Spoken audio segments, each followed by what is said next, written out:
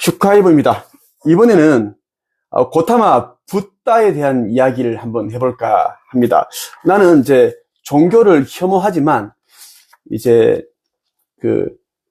이 각 종교마다 이제 근원이 되었던 그러한 이제 선지자들이 있었습니다. 뭐 불교는 붓다, 이슬람은 무하마드, 그리고 기독교는 뭐 예수. 나는 그들을 사랑합니다. 미워하지 않습니다. 그들은 올바른 진리를 세상에 전하다 갔으나 이제 그들을 따랐던 자들이 점점 내려가면서 이제 오염시켰기 때문입니다. 그 성경을 말이죠. 그래서 나는 종교는 미워하지만 그 종교의 근원이 되는 그 진리를 전파하고 갔던 그들을 나는 다 좋아하고 사랑합니다. 이제 석가모니께서는 이제 왕자였습니다. 고향은 카필라 바투인데 아버지는 이제 수토다나 왕이었습니다. 어머니는 마야. 석가모니가 이제 태어난 지 일주일 정도 만에 세상을 떠났죠. 그 어머니는 이제 그 역할을 하기 위해서 왔던 겁니다. 왔던 거고, 이제 아내는 이제 공주죠. 공주와 결혼했기 때문에 이제 이 야소다라라는 이름의 이 아내 공주는 이제 이 석가를 누구보다 사랑했습니다. 아끼고 애정하면서 사랑했습니다. 그 둘 사이에 이제 아이가 태어났는데 라훌라라는 이름을 지었습니다.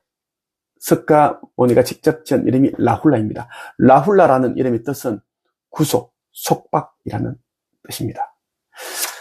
자, 석가모니는 이제 태어날 때 두 가지 인생 경로가 있었습니다. 두 가지 선택할 수 있는 길이 있었습니다. 하나는 이제 자기 아버지의 이 왕위를 물려받아서 정말 올바른 정법으로서 세상을 다스려서 진륜 성왕이 되는 그러한 위치에 오를 수 있는 그러한 길이 하나 있었습니다. 이렇게 하나 있었고, 또 하나는 뭐냐면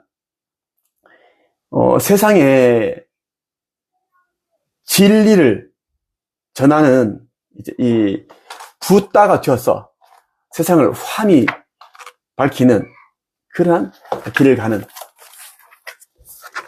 두 번째 길이 있었습니다. 석가는 이제 아버지 왕위를 그냥 포기한 게 아닙니다.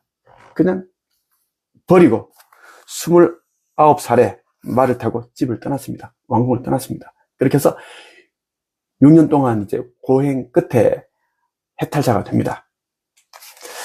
네, 여러분에게 이제 드리고 싶은 이야기 뭐냐면 이제 석가모니도 이제 인간으로 태어나서 이제 전생의 기억을 다 잊어버린 채 삭제된 채 태어나서 이 계속 반복적인 그러한 궁금해하는 그러한 질문을 던져서 답을 찾아가면서 그리고 고행을 하면서 그 과정에서 지혜와 깨달음을 얻으면서 해탈에 이르게 되었습니다.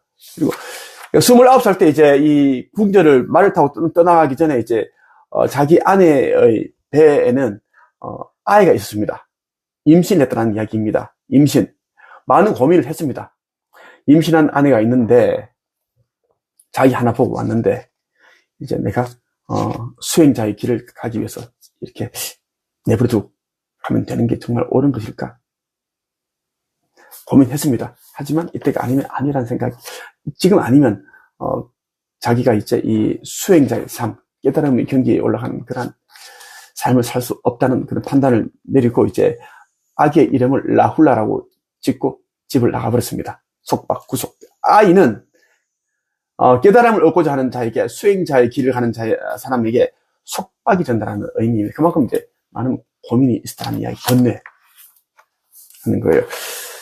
그러니까 사람들이 나에게 이제 뭐 가족과 헤어지게 한다, 결별시킨다, 그렇게 이야기를 합니다. 나는 성서 마태복음에 있는 마지막 시대 때 예수가 했던 그 이야기를 해주고 나는 여러분에게 이 시대에 일어나는 이 사건들, 가정에서 일어나는 일들을 이야기해 주면서 조심해야 될 것을 이야기를 해줬습니다. 그런데 변심한 자들이 나에게 그러한 프레임을 씌우고 있는데 2500년 전 붓다께서도 지금 내가 겪는 똑같은 그러한 비방을 당했습니다. 이 책 여러분 한번 읽어보셨어요? 고타마 붓다의 생애가 있습니다. 아주 이제 얇은 책인데 생애를 아주 핵심을 정확하게 잘 짚어놓았습니다. 근데 이 책을 너무나 좋아하고 사랑합니다. 자, 이제 붓다가 이제 이 법을 설하면, 진리를 전파하면 사람들이 그 자리에서 바로 이제 머리를 삭발하고 가사 옷을 입고 바로 이제 출가를 해버립니다. 동시에 12,000명, 25,000명, 이런 수많은 사람들 동시에 이제 출가하는 일들도 있습니다.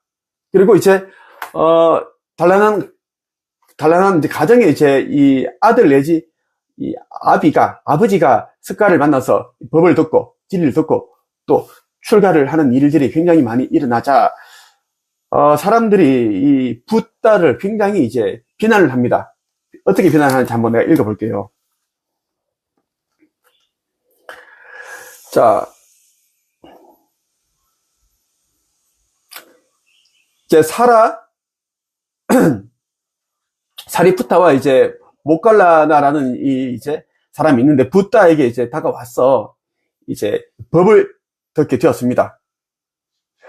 법을 듣게 되고 이제 바로 그 자리에서 제자가 되겠다고 하고 이제 삭발을 하고 출가를 하게 됩니다. 자, 붓다시여, 저희는 붓다의 곁으로 출가하여 구족계를 받고자 합니다.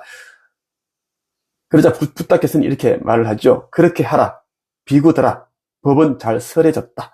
괴로움을 완전히 소멸시키기 위해 정정한 수행을 하라. 자, 거절하지 않습니다. 자, 너희가 가정이 있고 이제 홀 어머니가 있고 한데 이러면 안 된다. 돌아가라. 아니죠. 바로 그렇게 하라라고 이야기를 합니다.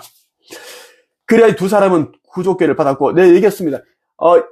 이 이제 두 명이 이제 출가를 하기 전에 수많은 사람들이 동시 수천 명이 이제 이 출가하는 일이 벌어지는 거예요. 한 곳에서는 이제 250명이나 되는 수행자들이 이제 석가의 법을 듣고 스승을 산자야라는 이 스승을 버리고 석가에게 옵니다. 한번 보죠. 그때 이제 마가다국에 살고 있던 여러 좋은 가문의 아들들이 붓다에게 출가하여 청정한 수행을 하고 있었다. 이러한 광경을 보고 사람들은 못마땅하게 여기면서 불평했다. 사문 고타마는 자식들을 빼앗아 간다. 사문 고타마는 많은 여자들을 과부로 만들고 있다. 사문 고타마는 가정을 파괴한다. 붓다는 이제 1000명이나 되는 아그니 신의 숭배자들을 제자로 받아들였고, 산자야의 제자들이었던 250명이나 되는 수행자들을 자신의 제자로 받아들였다.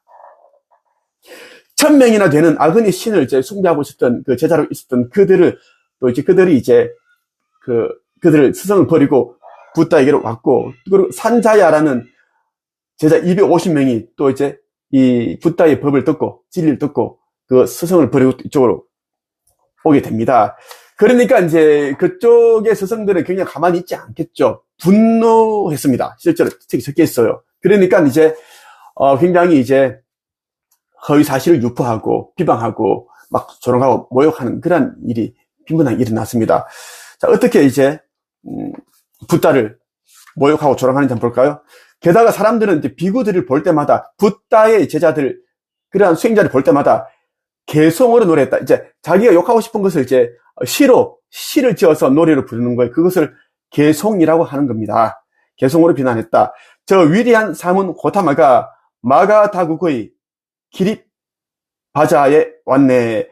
이미 산자야의 제자들을 모두 유혹했으니 이제 또 어떤 자들을 유혹할까? 이렇게 이제 조롱합니다. 저 위대한 사문 고타마가 또 여기 왔네. 이미 산자야라는 이런 수행자의 제자들을 250명이나 유혹해서 데려갔는데 이제는 또 어떤 자들을 꼬셔낼까? 유혹할까? 이렇게 노래로서 조롱했고, 사람들이 이제 못마땅하게 여기면서 불평하는 것을 듣고 비구들이 이제 또 그것을 듣게 됩니다. 사람들이 이제 석가모니를 욕하고 붓다를 욕하고 하는 것을, 그러니까 제자들이 들으니까 굉장히 몸판도 기분이 안 좋은 겁니다. 화가 나는 거예요. 그 사정을 붓다에게 아뢰니 붓다는 이렇게 말합니다. 비구들아, 그런 말은 오래 가지 않을 것이다. 자, 너희가 앞으로 이제 그러한 이제 개송을 듣게 되면 너희들은 다음과 같은 개송으로 답하라. 그러니까 가만히 있지 말고 이렇게 답하라라고 한 거예요. 똑같이 이제 시로서 노래를 하라는 거예요. 붓다가 다 이제 불러줬습니다. 위대한 스승인 열애는 오직 바른 법으로 인도하시니 바른 법으로 인도하는 지자를 어찌 비난하는가, 이렇게 했어요.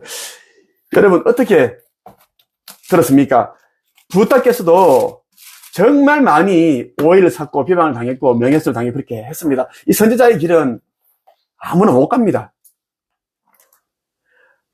돈을 미리 수십억, 수백을 받고 가는 것이 아니라 있는 상태에서 그 상태에서 이제 하던 일을 멈추고 깨어나서 하던 일을 멈추고 가는 것이기 때문입니다. 사람들이 자꾸 이제 오해를 하게 됩니다. 선지자라 하면 돈 한 푼도 받아야 되지 않은데 예수는 돈 한 푼 받지 않았는데, 그렇죠. 2000년 전에 예수는 왜 돈을 안 받았습니까? 받았습니다. 2000년 전 그때 예수는 수많은 귀부인들이 고관 대작에 진짜 높은 정부 요직에 있는 그러한 남편을 둔 부인들이 예수를 찾아왔고 제자로서 예수에게 큰 돈, 적은 돈을 후원을 했습니다. 그렇게 받은 돈을 가지고 예수는 배를 구했고 거처를 구했고 사람들이 도움도 주고 이렇게 돈을 썼던 겁니다. 사람들이 자꾸 잘못 알고 있는데 예수라고 하면 자꾸 뭐 사랑 인류에 넘친다 그러는데 아닙니다. 사랑과 인류에게 넘치는 만큼 반대쪽에서는 반대의 마음도 가지고 있습니다. 선한 마음과 그런 반대의 마음을 가지고 있다는 이야기예요. 그래서 이 바리새인들, 율법학자들, 가짜들 그런 이제 이 성경 문구만 달달달 외우고 구구단 외우듯이 외우고 자기는 그렇게 살지도 않으면서 자꾸만 이제 사람들에게 자꾸 지적질하고 자기 눈 안에 들어가 있는 통나무는 빼낼 생각은 없고 자꾸 티만 보면서 사람 티만 보면서 자꾸 비난하고 하는 사람들에게 저주하고 화를 내고 욕했던 이유가 그것입니다. 사랑과 인류의 큰 만큼 반대의 마음도 가지고 있다. 그래서 악한 자들을 보면 당연히 그들에게 성을 내고 노할 수밖에 없다라는 이야기를 꼭 알아들었겠고, 자, 마태복음 10장에 보면 34절에 보면 이런 게 있어요. 내가 세상에 평화를 주러 온 줄로 생각하지 마라. 평화가 아니라 칼을 주러 왔다. 사람들은 예수가 평화를 주기 위해 사랑만 주기 위해서 왔다고 하는데 예수가 뭐라 그럽니까? 평화가 아니라 나는 칼을 주러 왔다. 이 진리라는 칼을 던지러 왔다는 이야기를 명확하게 하는 사람은 자꾸 이것을 얘기를 안 하는데 자기가 왜? 찝찝하니까, 불안하니까. 나는 아들이 아버지를, 딸이 어머니를, 며느리가 시어머니를 거슬러서 서로 다투게 하려고 왔다라고 예수가 딱 그렇게 고지를 했습니다. 마지막 때에는 사람의 원수가 자기 가족이 될 것이라고 얘기를 했어요. 그거. 예수는 오로지 평화만 강조하기 위해서 온 것이 아닙니다. 진리를 던져주기 위해서 진리 안에 사랑과 인류의 평화, 조화로움, 포용, 용서 그런 게 다 포함되어 있기 때문입니다. 그런데 이것을 진리를 받지 아니하는 자들은 자꾸만 이제 해왔던 못된 행동을 하면서 인간적인 방식으로 살아가겠다는 것이고 진리를 받은 자들은 그동안 해왔던 그런 인간적인 사고, 악한 언행들을 다 버리고 거듭나서 아버지 하느님의 자녀답게 살아가겠다는 그런 사람이 된다는 이야기예요. 그래서 진리가 쪼갠다는 이야기입니다. 양쪽으로. 깨어난 자, 못 깨어난 자, 선한 자, 어둠이 된 자, 그렇게 한다는 것을 얘기를 합니다. 여기까지 할게요.